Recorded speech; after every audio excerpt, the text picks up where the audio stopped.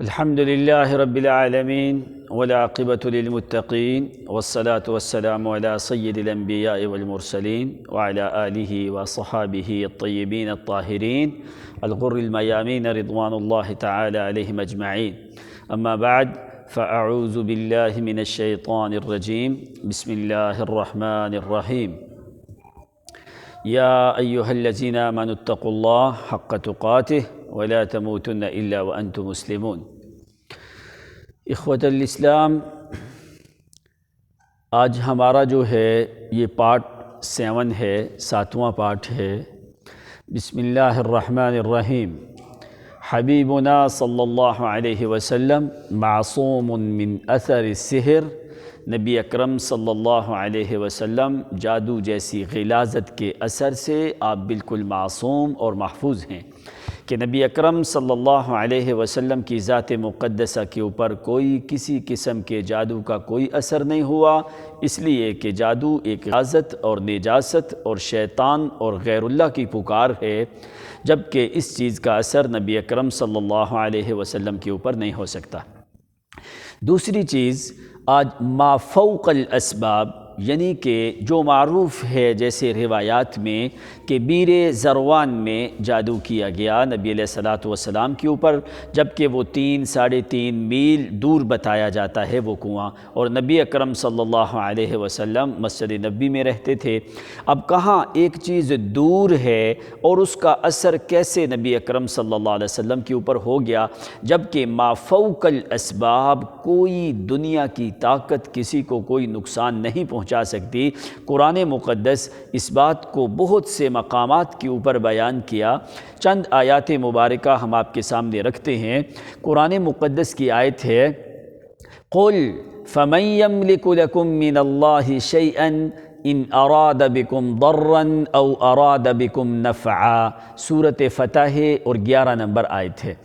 آپ فرما دیں تمہارے لیے اللہ کی طرف سے کسی چیز کا بھی اختیار کون رکھتا ہے اگر وہ تمہیں نقصان پہنچانا چاہے یا تمہیں کوئی نفع دینا چاہے. اب قرآن پاک نے کہا کوئی بھی کسی چیز کا بھی کوئی اختیار نہیں رکھتا، کوئی کسی کو نفع اور نقصان نہیں دے سکتا.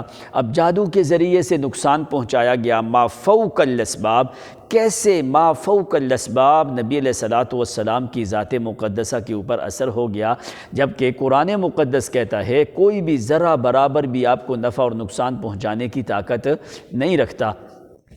دوسری آیت ہے قرآن مقدس کی وَإِن يَمْسَسْكَ اللَّهُ بِضُرٍّ فَلَا كَاشِفَ لَهُ إِلَّا هُوَ وَإِن يَمْسَسْكَ بِخَيْرٍ فَهُوَ عَلَى كُلِّ شَيْءٍ قَدِيرٌ وَهُوَ الْقَاهِرُ فَوْقَ عِبَادِهِ وَهُوَ الْحَكِيمُ الْخَبِيرُ.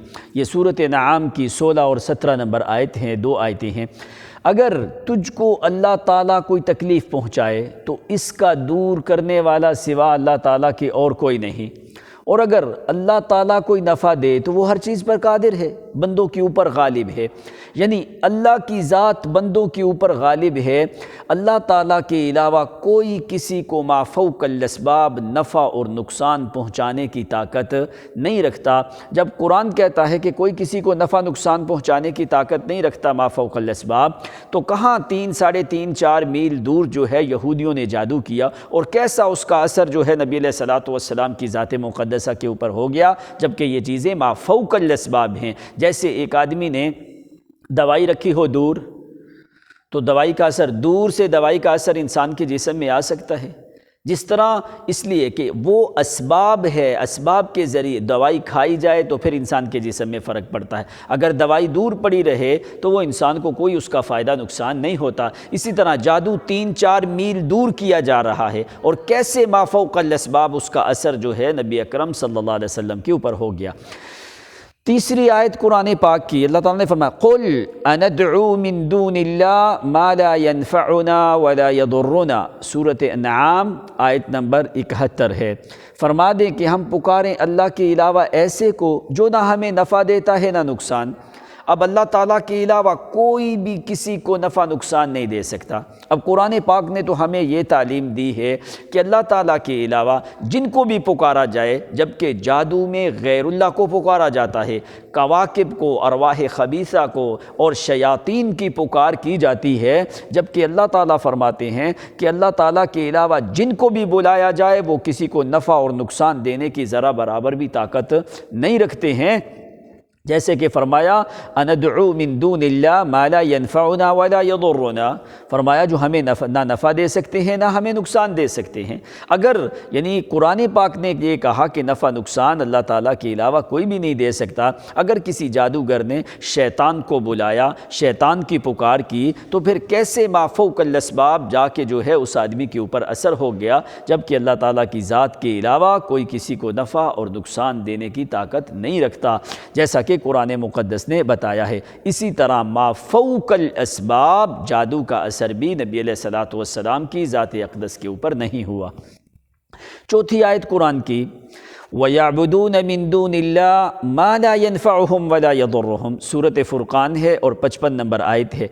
وہ عبادت کرتے ہیں اللہ کے علاوہ ایسے کی جو نہ ان کو فائدہ دیتا ہے نہ نقصان، یعنی کوئی بھی اللہ کے علاوہ فائدہ اور نقصان دینے کی طاقت نہیں رکھتا، چاہے وہ 1000 دفعہ غیر اللہ کو بلاتا رہے، جس کو بھی بلائے وہ غیر جس کو وہ بلا رہا ہے وہ کسی کو بھی نفع اور نقصان دینے کی طاقت نہیں رکھتا۔ اسی طرح جادو ما فوق الاسباب، جو چیز دور سے کیا گیا اس کا اثر نبی علیہ الصلوۃ والسلام کی ذات مقدسہ کے اوپر نہیں ہو سکتا۔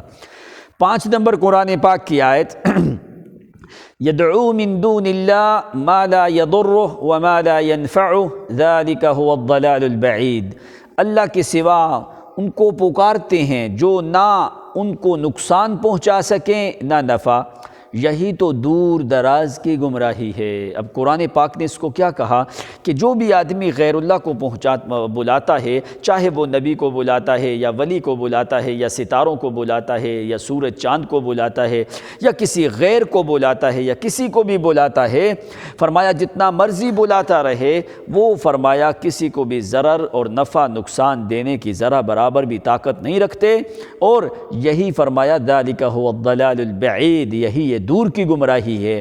یعنی غائبانہ طور پہ کسی کو بلایا جائے اللہ کے علاوہ جس کو بھی وہ نفع نقصان نہیں دے سکتا، تو جادو کے اندر بھی غیر اللہ کو پکارا جاتا ہے، تو اس کا مطلب یہ ہے پھر غیر اللہ کی پکار کا اثر جو ہے وہ پیغمبر کے وجود پہ ہو گیا، جبکہ اللہ تعالیٰ فرماتے ہیں ما لا يضره وما لا يضر وما لا ينفع۔ قرآن پاک کی 6 آیت جو ہے وَالَّذِينَ تَدْعُونَ مِن دُونِهِ مَا يَمْلِكُونَ مِن قِطْمِيرٍ، فرمایا جنہیں تم اس کے سوا پکار رہے ہو وہ تو کھجور کی گٹھلی کے چھلکے کے بھی مالک نہیں، یعنی اللہ کے علاوہ جن کو بھی بلایا جاتا ہے وہ تو ایک کھجور کی گٹھلی کے باریک چھلکے کا بھی اختیار نہیں رکھتے، تو الیاذ باللہ کیسے 6 مہینے سال تک نبی علیہ الصلوۃ والسلام کی ذات مقدسہ کے اوپر جنون آیا، اثر ہوا، آپ کے بال جھڑ گئے، آپ کو عورتوں کا نہیں پتہ چلتا تھا، آپ پگھلتے رہے جیسا کہ روایات میں ہے۔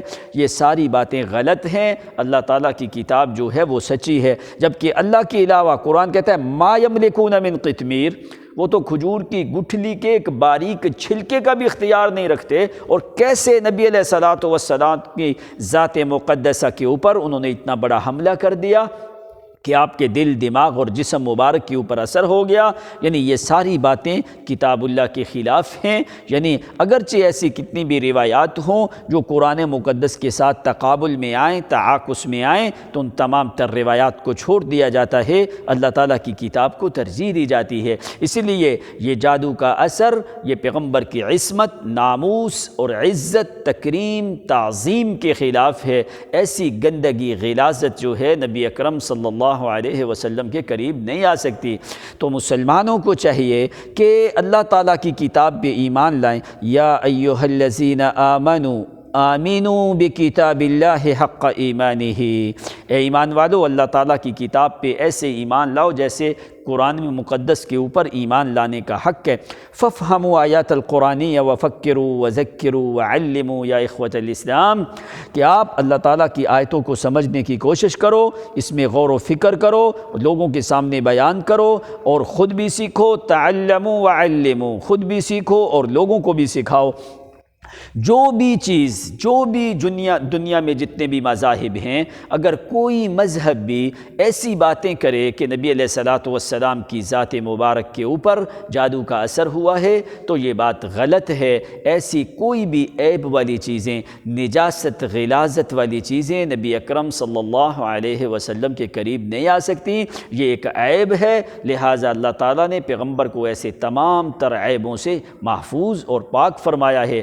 یہی عقیدہ ہے جو قرآن مقدس کے مطابق کہ نبی علیہ الصلوۃ والسلام کے اوپر کوئی کسی قسم کے جادو کا کوئی اثر نہیں ہوا۔